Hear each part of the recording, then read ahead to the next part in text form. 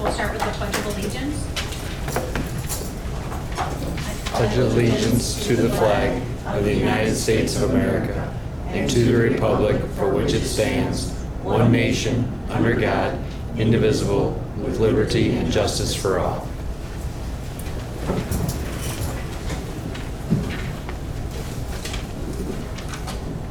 Clerk, call the roll, please. Connor. Gary. Here. McMullen. Here. Reed. Here. Mary Scott. Here. Are there any changes to the agenda? I don't have any names. All right, so we'll go on to public comment. At this point, we will request comments from the public. You have 3 minutes to address the council, and we just ask that you step forward and state your name. I'll go first. I'll let you know when you've got 30 seconds. Okay. I'll talk. Thanks. Cinda Vaughn. I have a question.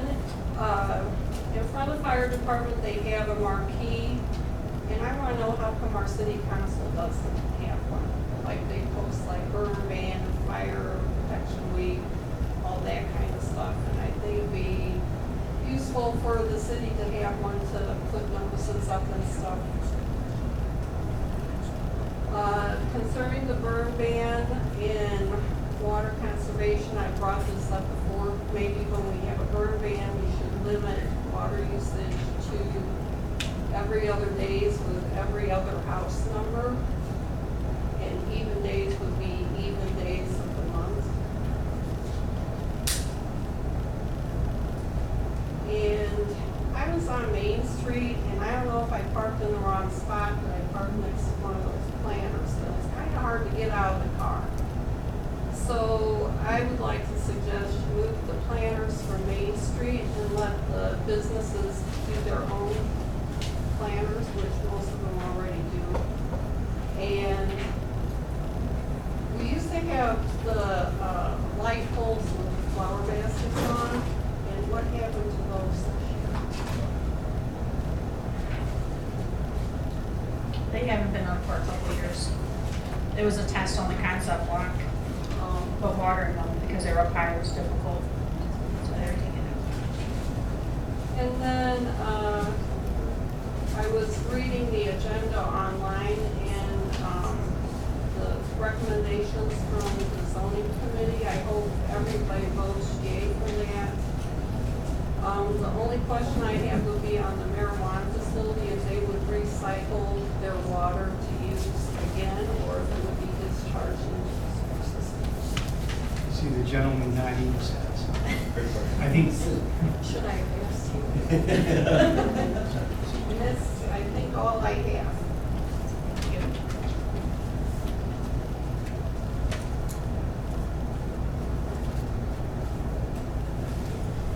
Okay, any other public comment tonight?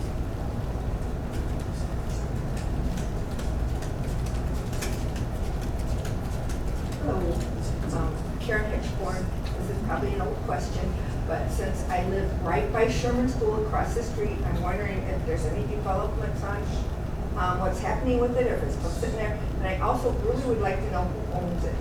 I heard the city owns it, and I heard the Chinese still own it, and I did see people walking around there one day like somebody was interested. So I don't know what's happening there, but I would like to know. And then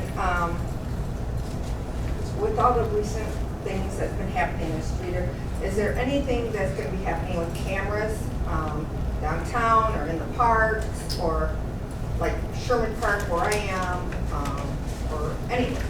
That's all. So, Dave, you want to answer the short and answer question, or? Well, the ownership of the school hasn't changed.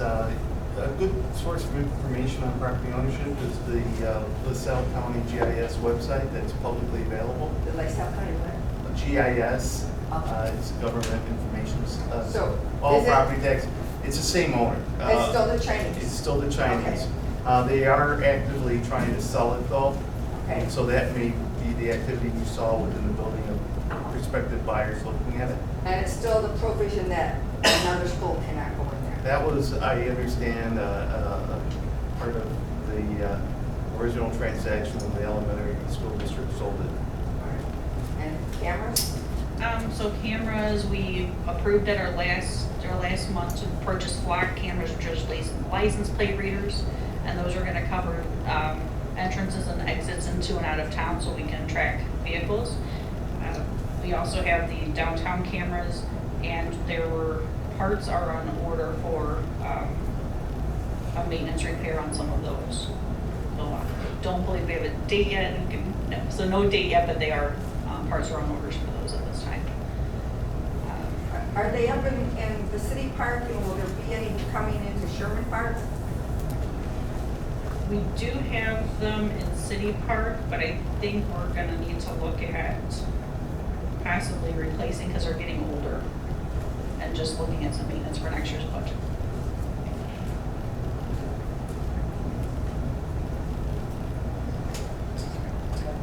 Thank you. Okay, any other public comments?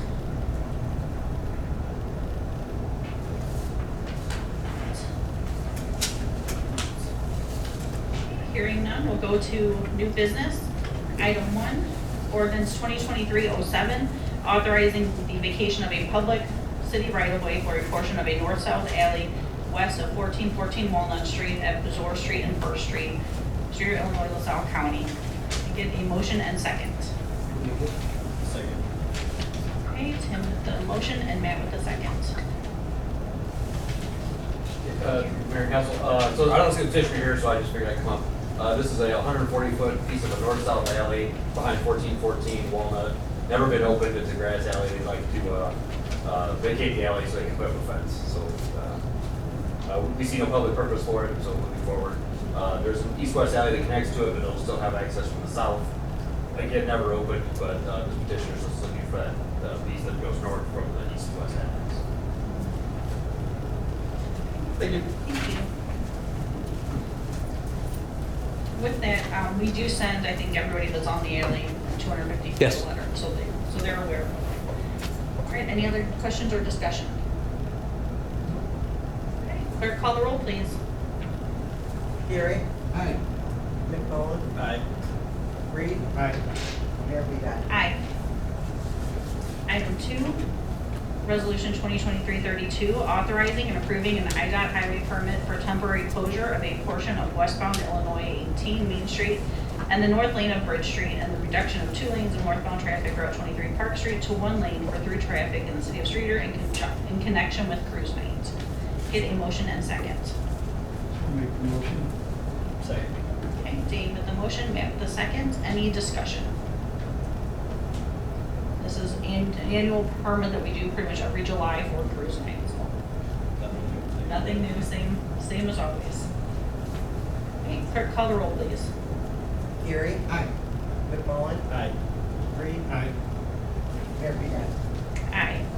Item 3, Resolution 2023-33, authorizing signature authority for an Economic Development Administration Grant Program, City of Streator. Can I get a motion and second? Motion. Second. Okay, Matt with the motion and Tim with the second. Any discussion?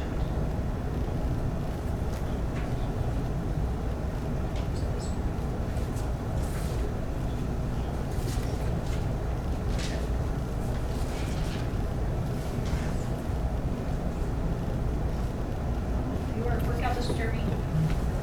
I worked too fast when I passed it. Sorry, I should say that.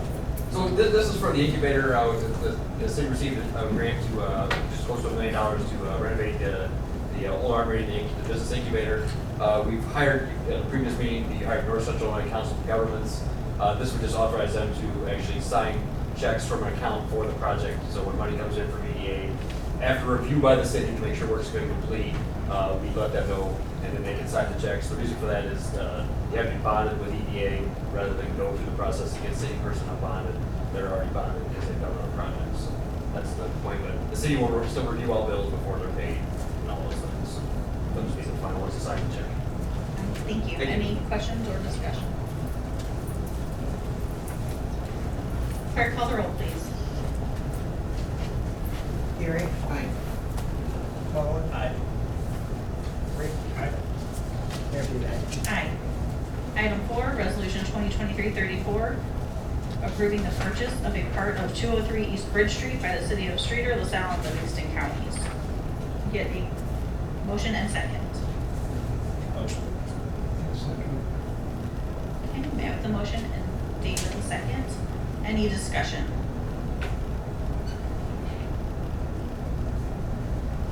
This was the, we discussed this last week at Committee of the Whole, the corner, because the traffic device has been hit multiple times recently, so we're going to purchase this and move the device further away from the street.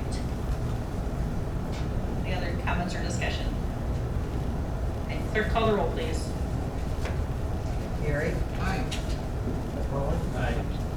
Reed. Aye. Murphy, aye. Aye.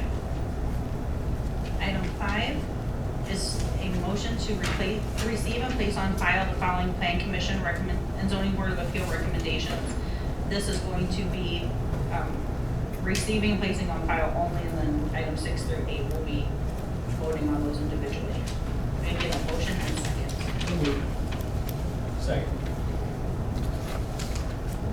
Go with Tim and Matt on that for the motion and second. Any discussion? Okay, clerk, call the roll, please. Gary. Aye. McMullen. Aye. Reed. Aye. Murphy, aye. Aye. Item 6 is ordinance 2023-08, approval and issuance of a special use permit to Laram, Illinois, Incorporated and Edge Management, allowing the operation of an adult use cannabis craft grower facility at property commonly known as 118 Iowa Avenue, Streator, in the counties of LaSalle and Livingston. Need a motion and second. So moved. Second. Okay, Tim and Dave with the motion and second. Any discussion?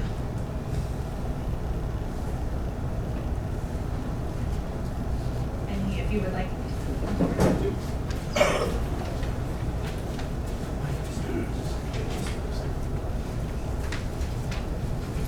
Maybe just a few quick comments. So first of all, thank you for the opportunity to present. Since there's some new council members, be happy to do just a little bit of background and take any questions. I'm here together with Kevin Hoff, representing Laram Inc. and Edge Property Management. Edge Property Management is a company of Rick Robertson, who is the owner of the 118 Iowa facility today. We're here to seek a special use permit, as you'll know, for what is the old peanut butter factory. It's about 30,000 square feet of that existing facility, which is more than 100,000 square feet, so somewhere between a quarter and a fifth of the building, located on the south end of the facility. The purpose for the special use is to do an indoor cultivation facility for cannabis, as allowed for under state law. I'll share a little bit more. Just by way of background, since you may not know me or Kevin or our team, our family is from Streator, been here about 100 years, operated John and Joe Flores, which we're familiar with. Craig and Jody, who operated that most recently, are sitting with us and part of our team. My sister and I, Laram is her business. Grew up in Streator running around on holidays, and so we have a particular fondness. We want to find a way to bring jobs and new industrial facilities back to Streator, so that's why we're here. Just a little bit of history. In 2019, the state issued state regulation to allow recreational cannabis. As part of that, they allowed for the issuance of commercial grow licenses, which were very large facilities, about 210,000 square feet. So if you've been to Hawaii or Lincoln, those are very large facilities. And they also allowed for up to 150 licenses statewide for very small facilities. So think craft beer, so they're known as craft facilities. They're somewhere between 2% and 10% of those large facilities, so they're quite small. They start about 5,000 square feet by regulation and only go up to 14,000 square feet. So just a fraction of what you'll see at a facility in Dwight. We spent about a year and a half with a team of 30 people preparing for this license. We have roughly a 2,000-page application. It's a highly regulated business. COVID delayed the same process, plus the same difficulties, another 3 years. So about a year ago, we were finally awarded a license, so we were one of the successful, roughly first 70 or 80 to receive a license. To our knowledge, there's only 1 or 2 of those operating because the commercial constraints that the state required were extraordinarily onerous. And so the business case that we had put forward with others was to build a brand new facility, so a scratch build building. And that's what brought us in front of you the first time, which is to seek a special use permit for what was the old John and Joe's greenhouse. Unfortunately, for all of the applicants, that's proven just not viable financially. The cost to build a new construction post-COVID and the changes in the market just haven't allowed it. What that meant is everybody had to find an existing building, which is very difficult given the requirements. So we need initially 5,000 amps of power, which is a lot. It really requires a mill factory facility, a very large water main, 2 to 4 inches, large gas main, sort of. So basically an industrial setting to be able to undertake the operation. We were lucky enough, after having looked other places, not out of desire, but to find one here in Streator. It's obviously the old factory facility because it meets all of those needs. And we also found a very accommodating and gentleman in Rick that was willing to partner with us in his edge property management. Just for those of you who aren't familiar, think commercial factory. So this is an indoor sealed facility. It's highly secure. The state regulates who can enter and exit that facility. You have to have been badged, fingerprinted before you can even have the right to come to the facility. So it's not an open facility. It's closed and secured. There's a large number of physical security sort of measures. Those we've reviewed previously. We will review again with the chief of police and his team to make sure that they meet all expectations. The facility is biosecure, so think people with hoods and gloves and suits on. So it's growing internally. You have to keep it highly secure, and that's one of the provisions I'll talk a little bit about. That's ultimately how it's operate.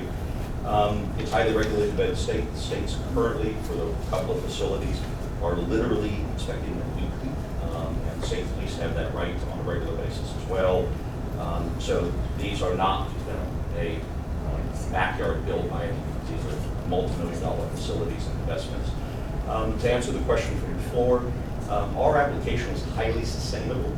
So not only did we make a commitment to 100% water reclaim, which means zero discharge, which means we have to take all water that is fed to plants, reclaim that water, process it, refeed it to the plants. And so the objective of the facility is to be zero discharge, so 100% water reclaim. We also made a commitment, which most people did not, to be at 100% solar or wind power. And so we will actually purchase commercial power through the exchange mechanism where we can say the power we purchased for that facility. And ideally, if ComEd allowed us, we'd be purchasing it from the windmills down the street. They don't quite allow that yet, but that would be the ideal future for us. The last point, which I'll say a little bit more about, you may indeed have some questions on, is odor from these facilities. That's obviously an important concern for us. It's the first concern to the landlord.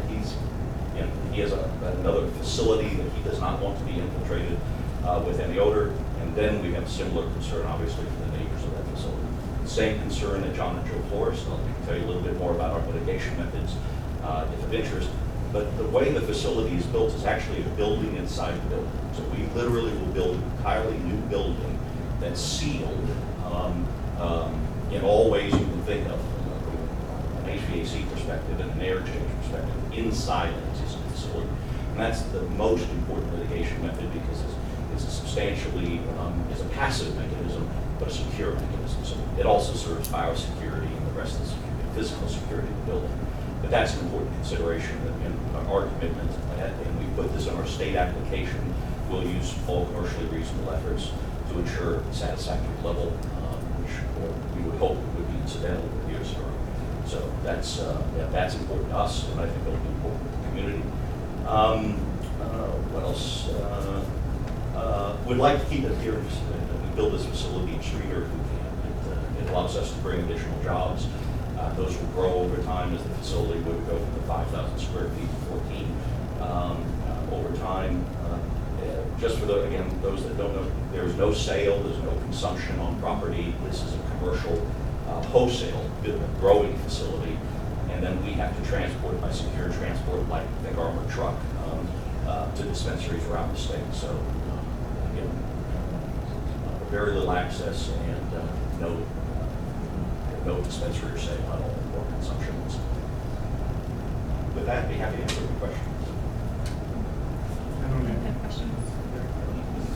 The one, we did have one citizen reach out today, and the concern was with the owners. So I know that we had met, you touched on some today, so that was the main concern that I had. I know there's an odor problem over in Oak Street, but that is a huge facility, can't compare it to this, so. I don't think the size of your facility is going to be an issue. We also made a commitment, and we shared this in front of the planning commission.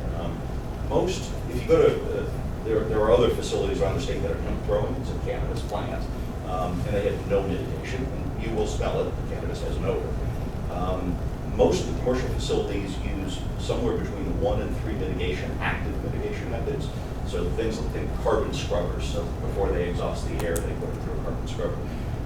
They're only modestly effective. We made a commitment and have a design for 5 mitigation methods plus the 6th, which is the sealed passive internal building. We think that would be more than sufficient to mitigate the odor completely. And just for clarity, Kevin is an attorney, also an architect by training. He's sort of done the layout design for the facility. He's also responsible for day-to-day operations. If you want to know who's going to get the question, and who has an obligation under our license to take feedback from the community on a regular basis, it's him. And as part of that feedback note, the state's also mandated to monitor what we do and monitor issues that come up. So it's not just a city-regulated issue that might come up, it's a state-regulated issue. And so if they get complaints, they also have jurisdiction to investigate it and require us to do additional things as well. So it's not something that's just done by the state, also involved in that process. Thank you. There's no further discussion. I'll have clerk call the roll, please. Gary? Aye. McClellan? Aye. Reed? Aye. Every day. Aye. Item 7, excuse me, 2023-09, approval and issuance of a special use permit to allow the installation of a community facility elevated water storage under the provisions of Chapter 17.16090 at the corner of North Bloomington Street, Route 23, and Benchmark Drive, Streator, counties of LaSalle and Livingston, Illinois. Get a motion and second. Motion. Second. Okay, Matt with the motion, Tim with the second. Any discussion? Holly, the superintendent here locally at Streator, had something come up and couldn't be here tonight. She was at the planning commission meeting. So just for background, this is a special use permit to allow the installation of a 1 million gallon water tank on the former Peace property, just north of RP Lumber. That's where they used to store bricks out there by Benchmark Drive. So they'd like to build a new tower there, and eventually, once that's up and running, decommissioned. She talked about an operational date, I believe, in 2025, maybe the third quarter of 2025. So just approval for that, and then they'll submit building plans and get going. So.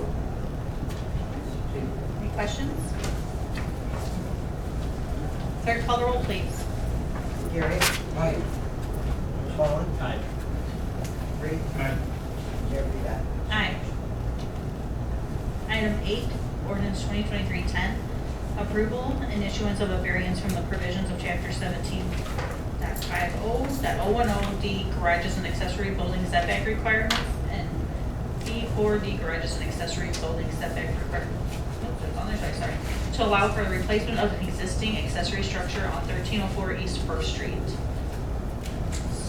Streator in the counties of LaSalle and Livingston, Illinois. Can you get a motion and second? So moved. Second. Tim with the motion and Dave with the second. Any discussion? I attended the plan commission meeting last week. And I heard one of the neighbors had an issue, neighbor to the east, had an issue worrying about it being too close to their property.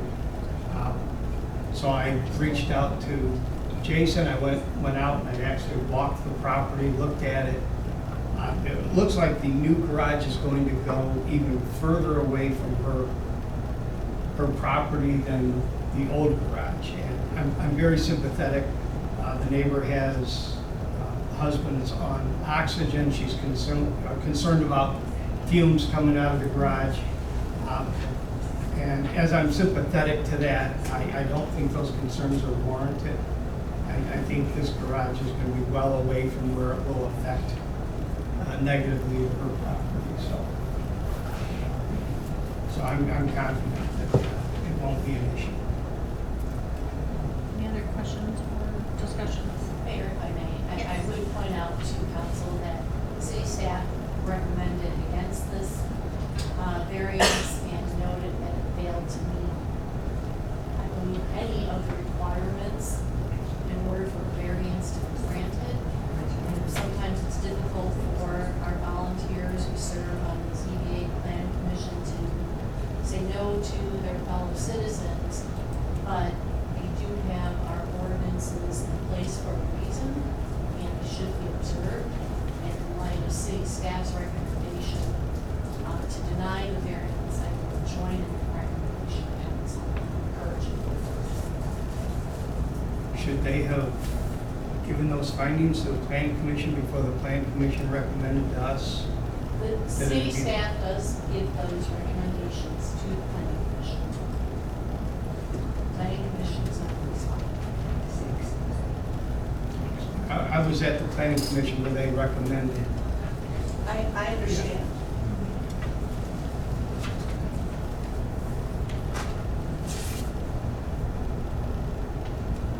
I believe there's also a packet from staff in the meeting packet just explaining that the variance does not meet the applicable requirements.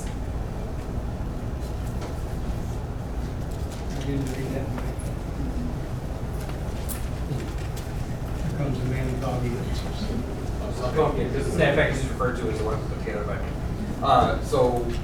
For every variance request that comes in, the staff, myself, we go through it and look at, there's I believe eight findings that the planning commissioner, in this case the zoning board of appeals, has to look at, and my staff basically laid out that whether or not each of those is met or should be discussed. And there were some that were not met. The planning commission, acting as the zoning board of appeals, did not go down that route. So they had the black and white facts of it and went the other way. So that's unfortunately where they put you guys as the city council. So I will say the one thing, and you were at the meeting, the one thing was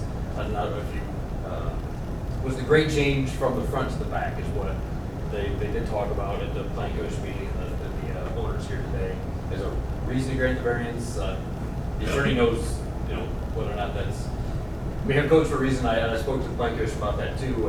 And if they'd like to see, if the city council and the planning commission are okay with larger, taller garages, we can amend the code. I mean, so that's which would kind of negate this variance. But yeah, they did have in the staff memo those 8 things, and I think there were 6 that were unmet, and they decided to. Should we have gotten that information? It should be in the packet, I It's in the believe. meeting packet. Yeah.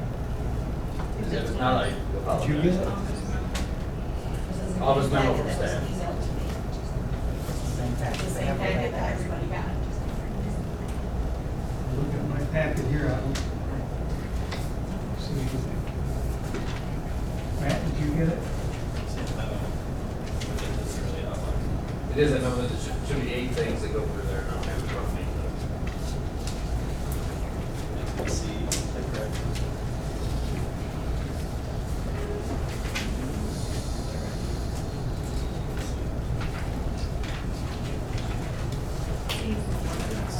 I got 7 and I got 9.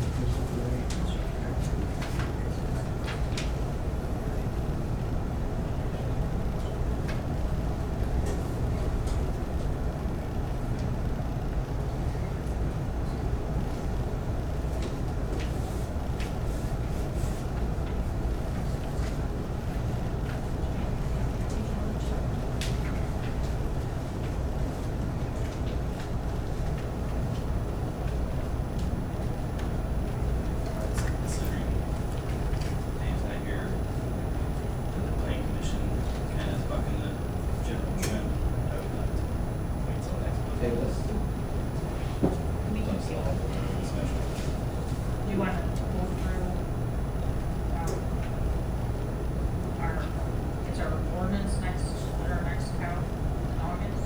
I recommend that to the planning commission too, if they'd like to look at the ordinance that, if they're trying to vary, that's. Right. I said, and the discussion with the planning commission related to the fact that it was placing an existing structure at that 2-foot setback, but the height requirement was because it was gonna be towards the back of the lot, which might negate some of that height, so. Can I get, a motion and second to table?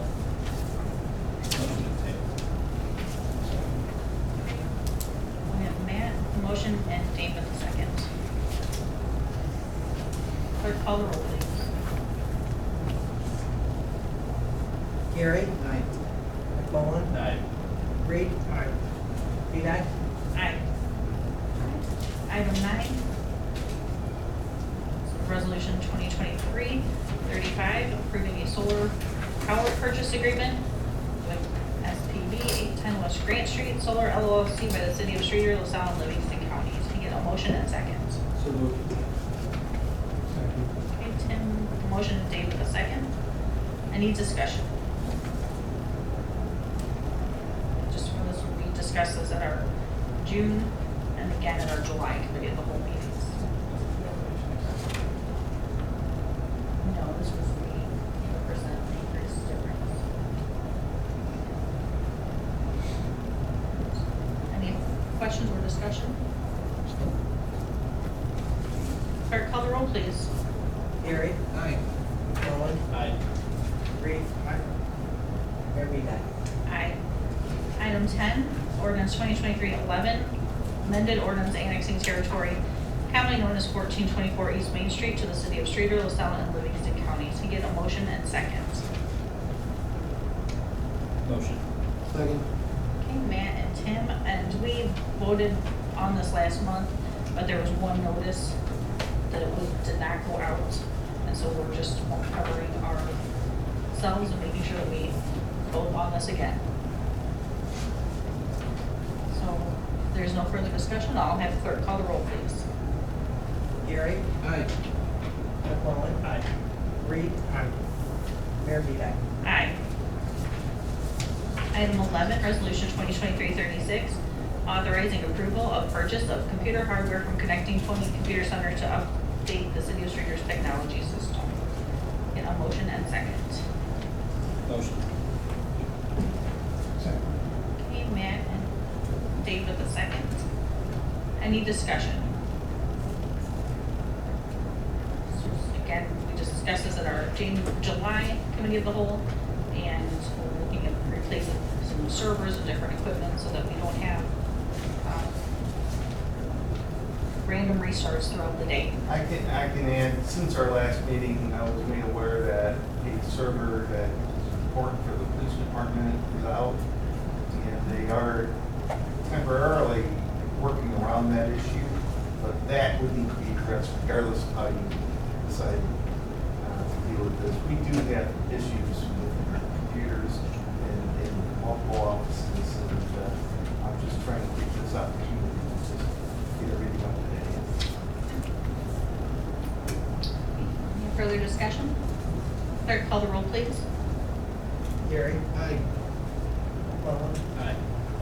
Reed. Aye. Mayor Vidac. Aye.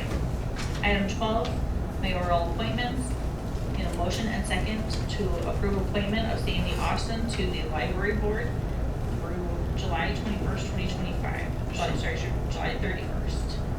So moved. Second. Okay, Tim and then Dave with the second. Any discussion? Clerk, call the roll, please. Gary. Aye. McMullen. Aye. Reed. Aye. Mayor Vidac. Aye. Item 13, consent agenda. Get a motion and second to approve the consent agenda with a fund warrant total of $1,127,265.77. Motion. Second. Okay, Matt with the motion and Dave with the second. Any discussion? Clerk, call the roll, please. Gary. Aye. McMullen. Aye. Reed. Aye. Mayor Beeline. Aye. Item 14, city official comments. Yeah, I'd like to mention, I drove by Jig Doug's barbecue on Sunday, and I noticed there was a lot of activity. Oh, you do? I noticed a lot of activity, I had no idea what was going on, but I found out later that he had a barbecue competition, ended up with 7 people participating, and they cooked for over 10 hours. I just thought it was something different and unique that I heard about. I hope he continues to do it, and I hope it grows into something bigger than it was this year. Talking with Doug and Joy, that is something they want to grow on the Streator Barbecue Fest. Wish I could move it to the downtown area. It's hard to smell it when you're driving with the air conditioner on, the windows out. I would recommend the North Point parking lot, right in front of 7 North Point. Someone's office there. Barbecue cook-off. I'll mention that to him for next year if he does it. I just wanted to acknowledge that That'd be fun to we have judge. business people out there doing things different, trying to generate And business. they were from all over the county. So I haven't had a chance to talk to them, but from what I was seeing, they have pretty decent turnout. Yeah. And some amazing barbecue, by the way. And you still have thunder, so I have nothing. Okay. I have some non-barbecue related topics for comment. So we're currently working with NCICG and the City of Ottawa on a business resiliency program. This is a grant for those businesses impacted by COVID.